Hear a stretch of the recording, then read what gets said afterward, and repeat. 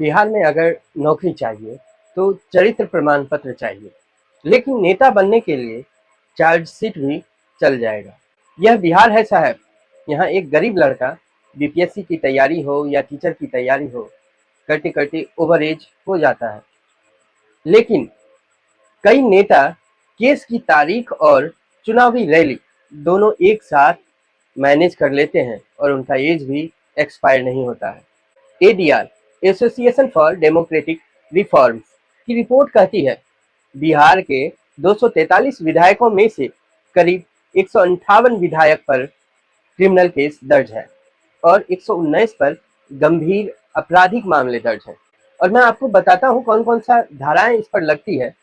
IPC 302 हत्या पर, IPC 307 हत्या की कोशिश करने पर, आईपीसी 364 अपहरण के मामलों पर, आईपीसी 386 रंगदारी के मामलों पर, आईपीसी 147 और 148 दंगा करने या भड़काने, आर्म्स एक्ट, महिलाओं के खिलाफ अपराध, ये सब धाराएं हैं। अब जरा बिहार का सिस्टम देखिए आप लोग। अगर एक युवक बैंक में 2 लाख की लोन लेने जाए तो उस युवक से क्या क्या पूछा जाएगा वो भी आप लोग जान लीजिए। सिविल स्कोर पूछा जाएगा, गारंटर कौन है आपका उसके विषय में पूछा जाएगा, पुलिस वेरिफिकेशन हुआ है या नहीं हुआ है उस पर भी आपसे बात होगी, चरित्र प्रमाण पत्र लाए हो ये भी आपको पूछ ले।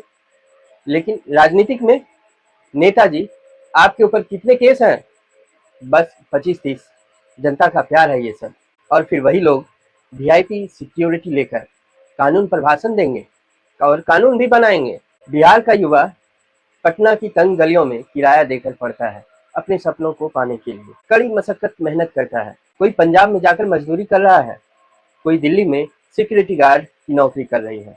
हालत बहुत खस्ता है बिहार के लोगों का। और इधर केस वाले नेताजी सत्ता का खेल खेल रहे हैं। सबसे बड़ा मजाक पता है आप लोगों को क्या है?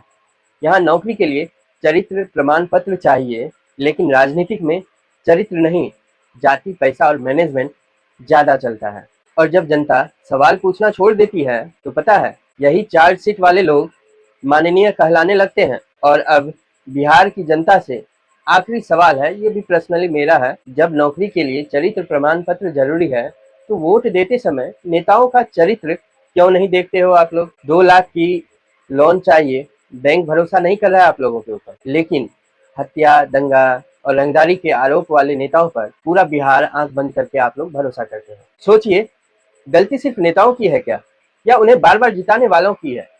हम जैसे लोगों की, आप जैसे लोगों की?